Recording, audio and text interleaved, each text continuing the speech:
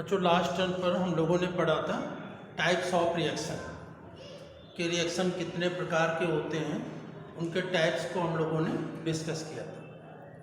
How many types of reactions. तो इसमें जो reaction combination reaction, decomposition reaction, displacement reaction, double displacement reaction, oxidation, reduction reaction, तो ये पांचों प्रकार के जो रिएक्शन के थे उनको अलग अलग हमने एक्सप्लेन किया था और एक बार में सभी रिएक्शंस को एक्सप्लेन कर दिया था। इसी के बाद अब इसी में आगे हम लोग डिस्कस करते हैं कि जो ऑक्सीडेशन और रिडक्शन, ये दोनों रिएक्शन जो होते हैं वो एक साथ होते हैं, अलग अलग नहीं होते। किसी भी रिएक्शन में ऑक्सीडेशन भी होता है और रिडक्शन भी होता है। तो जब ऑक्सीडेशन और रिडक्शन दोनों रिएक्शन होते हैं तो दोनों को मिलाकर एक कंबाइंड वर्ड देते हैं रेडॉक्स रिएक्शन। ठीक है ना, क्या देते हैं? Redox reaction. जिसमें क्योंकि हर रिएक्शन में जिसमें रिडक्शन होगा तो उसमें ऑक्सीडेशन भी होगा, ऑक्सीडेशन होगा तो रिडक्शन भी होगा। तो ऑक्सीडेशन और रिडक्शन दोनों एक साथ होता है, इसीलिए हम क्या करते हैं कि दोनों वर्ड एक साथ मिला देते हैं और दोनों वर्ड रिडक्शन ऑक्सीडेशन मिला करके ये वर्ड बनता है रेडॉक्स रिएक्शन। ठीक है, तो इसमें देखेंगे जैसे कि ये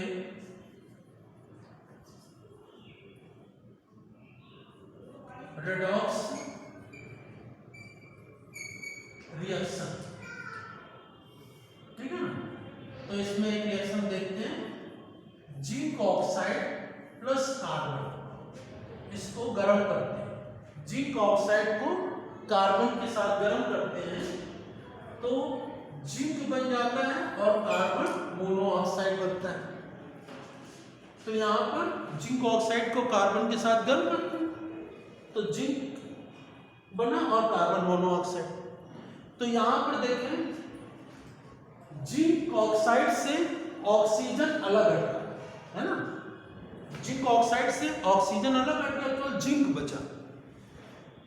तो इसमें ऑक्सीजन हट रहा है, तो ऑक्सीजन हट रहा है तो मतलब रिडक्शन हो रहा है। तो यहां पर इसमें ये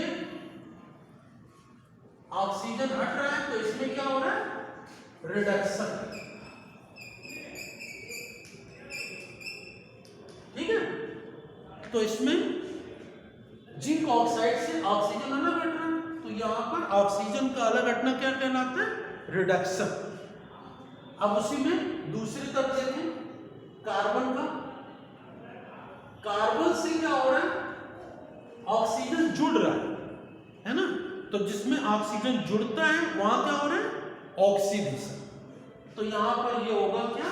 ऑक्सीडेशन।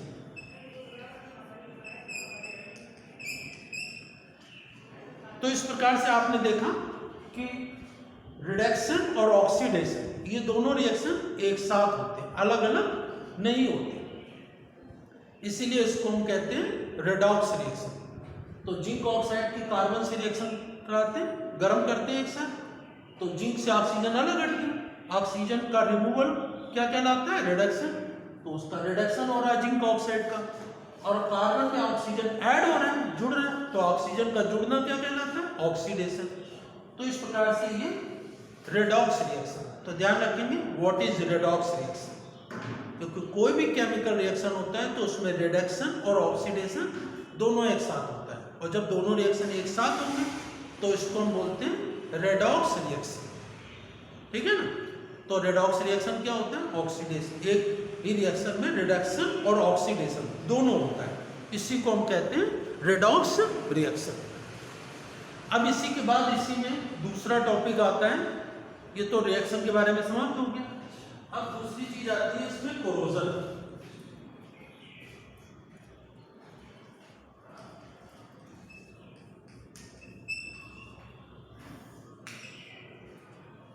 कोरोजन क्या होता है ना? तो कोरोजन की प्रक्रिया होती है, जैसे इसको हम लिखते हैं जंग लगना। कोरोजन मतलब कि जंग लगना। कोरोजन या इसको हम कह सकते हैं रस्टी क्रोजन या रस्टिंग, जंग लगना। जैसे लोहे में जंग लग जाती है तो इसको हम क्या कहते हैं, क्रोजन, ठीक है ना, रस्टिंग। तो जो मेटल्स होते हैं, जो धातुएं होती हैं, मेटल्स होते हैं, वो ऑक्सीजन और वाटर से रिएक्ट करके खराब हो जाते हैं। जैसे लोहे में आपने देखा होगा कि बरसात के दिनों में जंग लग जाती ज़्यादा। तो क्यों लग जाती है? क्योंकि बरसात के दिनों में, रेनी सीजन में, वायुमंडल में, एटमॉस्फेयर में ह्यूमिडिटी, नमी बहुत ज़्यादा होती है। तो नमी बहुत ज़्यादा होती है, ह्यूमिडिटी बहुत ज़्यादा है। नमी को इंग्लिश में कहते हैं ह्यूमिडिटी। ह्यूमिडिटी बहुत ज़्यादा है और एयर से ऑक्सीजन भी मिलती है, तो ऑक्सीजन और ह्यूमिडिटी वाटर से रिएक्शन हो जाती है, जिससे कि उसमें जंग लग जाती है। तो बारिश के दिनों में ऐसा ज़्यादा होता है। तो दूसरे मेटल भी, आयरन के अलावा दूसरे मेटल भी क्रोजन हो जाता है उनका, जैसे कि सिल्वर है, कॉपर है, इनमें भी क्रोजन हो जाता है।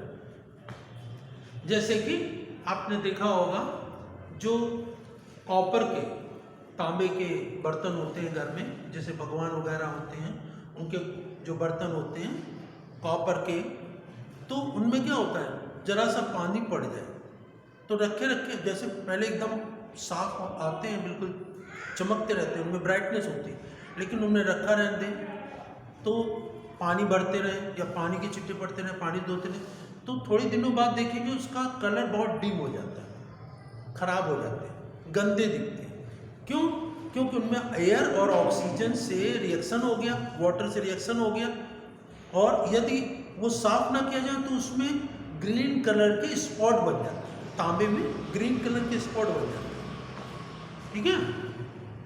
तो इस प्रकार से क्रोजन जो प्रक्रिया होती है वो आयरन, कॉपर, सिल्वर में भी हो जाती है। सिल्वर भी एटमॉस्फेयर में जो सल्फर डाइऑक्साइड होती है उससे रिएक्ट कर जाता है, तो वो भी काले पड़ जाते हैं। सिल्वर भी बहुत समय तक, वैसे जल्दी तो रिएक्शन नहीं करते, लेकिन सिल्वर के जो चीज़ें हम लोग पहनते हैं तो उनमें ऑक्सीजन से रिएक्शन हो जाती है, वाटर से रिएक्शन के साथ साथ उसमें सल्फर डाइऑक्साइड की रिएक्शन हो जाती है, तो वो ब्लैक कलर के दिखने लगते, खराब हो जाते हैं, काले दिखने लगते हैं। तो जैसे कि यहाँ पर आयरन, ऑक्सीजन और वाटर, आयरन की जो भी चीज़ें होती हैं तो उनमें ऑक्सीजन और वाटर से रिएक्शन हो जाती है, तो उसमें आयरन ऑक्साइड बन जाता है, ठीक है ना, आयरन ऑक्साइड बन जाता है। आयरन ऑक्साइड बनने के कारण क्या हो जाता है कि ये आयरन ऑक्साइड बनने के कारण वो खराब होने लगता है, उसमें एक लोहे में ऊपर की परत हटने लगती है, जंग लग जाती है, ठीक है ना। तो इसी को हम क्रोजन कहते हैं। तो क्रोजन की प्रक्रिया हम लोगों को देखने को मिलती है, आप भी देख सकते हैं। इसमें आयरन में भी होता है इस तरह के, सिल्वर में भी क्रोजन हो जाता है और कॉपर में भी क्रोजन हो जाता है ना। कॉपर में तो जैसे भगवान के बर्तन होते हैं तो उनमें पानी पड़ जाता है, ऑक्सीजन और पानी से रिएक्शन हो जाता है, तो उसमें स्पॉट पड़ जाते हैं और मैले हो जाते हैं, खराब हो जाता है, उनका रंग डिम हो जाता है। और इसी तरह सिल्वर में भी सल्फर डाइऑक्साइड से रिएक्शन हो जाता है तो उनका भी कलर डिम हो जाता है। आयरन में जंग लगना आप देख ही सकते हैं। तो आयरन में जब ऑक्सीजन और वाटर से रिएक्शन हो जाती है तो उसमें ऊपरी जो लेयर होती है वो हट जाती है। और इसी प्रकार से एल्युमिनियम में भी ऑक्सीजन से रिएक्शन हो जाती है तो एल्युमिनियम ऑक्साइड बन जाती है, एल्युमिनियम में भी रिएक्शन हो जाती है तो एल्युमिनियम ऑक्साइड, तो वो जंग लग जाती है, वो खराब हो जाती है। तो इस प्रकार से ये प्रक्रियाएं इसमें होती रहती है, ठीक है ना। तो इसमें ये क्रोजन की प्रक्रिया। अब क्रोजन की प्रक्रिया को बचाने के लिए ना हो, रस्टिंग की प्रक्रिया ना हो, तो खराब हो जाता है, तो इसको प्रक्रिया को रोकने के लिए हमें क्या करना चाहिए, क्या करते हैं, पेंटिंग कर देते हैं। जैसे लोहे का कोई खिड़की है, लोहे के दरवाजे हैं, खिड़की है, कुछ भी चीज़ है लोहे की है, तो उसमें पेंटिंग कर देते हैं। पेंटिंग करने से क्या होता है, पेंटिंग करने से ऑक्सीजन और वाटर की आयरन से रिएक्शन नहीं होती, और रिएक्शन नहीं होती है तो वो सुरक्षित बना रहता है, ठीक है ना, तो उसमें रस्टिंग नहीं होती। तो आयरन को या किसी भी मेटल को रस्टिंग या कोरोजन से बचाना है, उसमें जंग ना लगे, वो खराब ना हो, तो उस मेटल के ऊपर पेंटिंग करते हैं। खास करके ये चीज़ प्रक्रिया किसमें करते हैं, आयरन की जो चीज़ें बनी, तो लोहे की जो, लोहे का फर्नीचर होता है, लोहे के दरवाजे होते हैं, लोहे की खिड़कियाँ होती हैं, लोहे को आयरन का कोई भी चीज़ बने उसके ऊपर पेंट कर दिया जाए तो उसमें जंग नहीं लगती, खराब नहीं होता है, ठीक है ना। लेकिन ये सिल्वर अब इसमें पेंट कर देंगे तो ये तो ऐसा किया नहीं जाता, क्योंकि ज्वेलरी पहनते हैं इसमें पेंट नहीं करते, लेकिन ये खराब हो जाता है। ऐसे ही कॉपर भी खराब हो जाती है, एल्युमिनियम ऑक्साइड की परत। तो आप ये समझ में आया कोरोजन क्या होता है। कोरोजन का मतलब खराब होना, किसका, मेटल्स का। मेटल्स कोरोडेड हो जाते हैं, खराब हो जाते हैं, उनमें ऑक्सीजन की, वाटर की और एटमॉस्फेयर में जो दूसरी गैसें होती हैं एटमॉस्फेयर में, उन सभी गैसों के रिएक्शन होने से वो मेटल खराब हो जाता है, ठीक है ना। उसकी पूरा एक्शन नहीं खराब होता, लेयर बाय लेयर, ऊपरी लेयर खराब हो गई, वो निकल गई, तो फिर दूसरी लेयर खराब होने लगती है, फिर तीसरी लेयर, इस तरह वो लेयर बाय लेयर जो होता है वो खराब होती रहती है और वो मेटल खराब हो जाता है, ठीक है ना। तो ये आप लोग आयरन की कोई भी चीज़ बनी होती है तो उसमें आप कोरोजन की प्रक्रिया को, रस्टिंग की प्रक्रिया को आसानी से देख सकते हैं, समझ सकते हैं। तो ये और कोरोजन से बचाने के लिए क्या करते हैं, ये चीज़ प्रक्रिया करते हैं, पेंटिंग कर देते हैं। और कोरोजन से पेंटिंग तो करते हैं, इसके अलावा उसके ऊपर आयलिंग कर दें तो भी, आयल से भी क्या होता है, ऑक्सीजन और ह्यूमिडिटी से रिएक्शन नहीं हो पाती, ठीक है ना। तो आयलिंग कर दें तो उससे भी सुरक्षित हो सकता है, पेंटिंग कर दें उससे भी सुरक्षित हो सकता है। इसके अलावा कोरोजन से बचाने के लिए हम लोग क्या करते हैं, एलॉय बनाते हैं। क्या बनाते हैं, एलॉय। कोरोजन से बचाने के लिए हम लोग क्या बनाते हैं, एलॉय। एलॉय को हिंदी में कहते हैं मिश्र धातु। एलॉय का मतलब मिश्र धातु, मतलब दो धातुओं, तीन धातुओं को, मेटल्स को मिला करके जो बनाया जाता है मिक्सर, उसे एलॉय कहते हैं। एलॉय क्या होता है, मिक्सर ऑफ मेटल्स।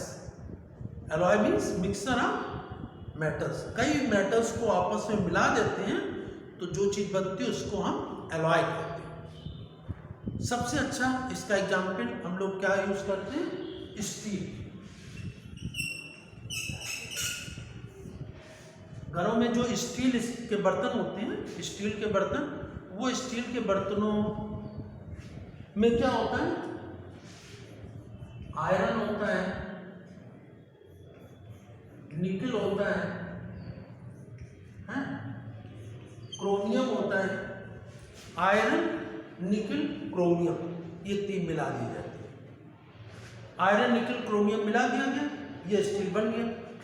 इसका रेशियो सब में अलग अलग होता है, बस वो क्वालिटी के हिसाब से होता है। अच्छी क्वालिटी का बनना अलग रेशियो होगा, रेशियो गड़बड़ हो गया तो वो खराब हो जाता है। तो स्टील के बर्तनों में जल्दी जंग नहीं लगती। आपने देखा होगा घर में स्टील के बर्तन है, उनमें जंग वगैरह नहीं लगती, खराब नहीं होते, है ना। तो वो क्यों नहीं खराब, क्योंकि वो एलॉय है, ठीक है ना। तो स्टील किसका एलॉय है, इसमें आयरन, निकल और क्रोमियम होता है।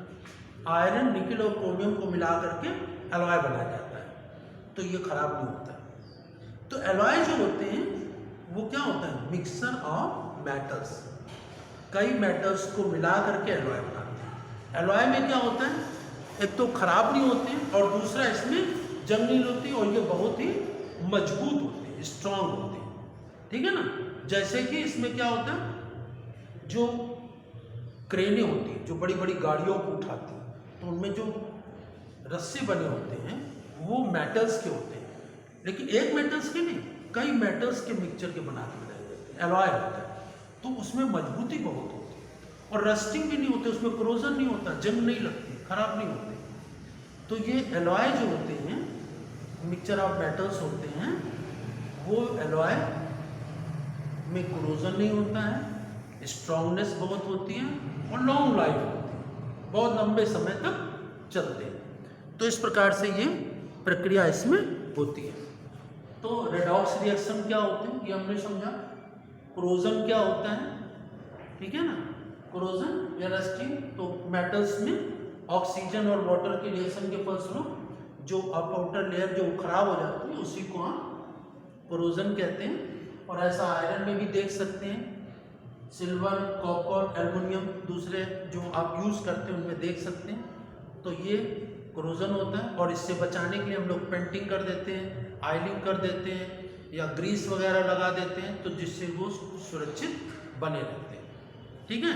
और या फिर एलॉय बना देते हैं। एलॉय से मेटल्स का ही मिक्सचर होता है, तो एलॉय जल्दी इसमें कोरोडेड नहीं होते, कोरोजन नहीं होता है और इसमें स्ट्रॉन्गनेस भी बहुत ज़्यादा होती है। तो ये आप लोग अपनी फेयर कॉपी में नोट दें। What is redox reaction, what is corrosion या rusting and what is alloy, है ना। तो ये आप लोग नोट करेंगे और इसके पश्चात नेक्स्ट टर्न पर नेक्स्ट टॉपिक को हम लोग डिस्कस करेंगे। Thank you.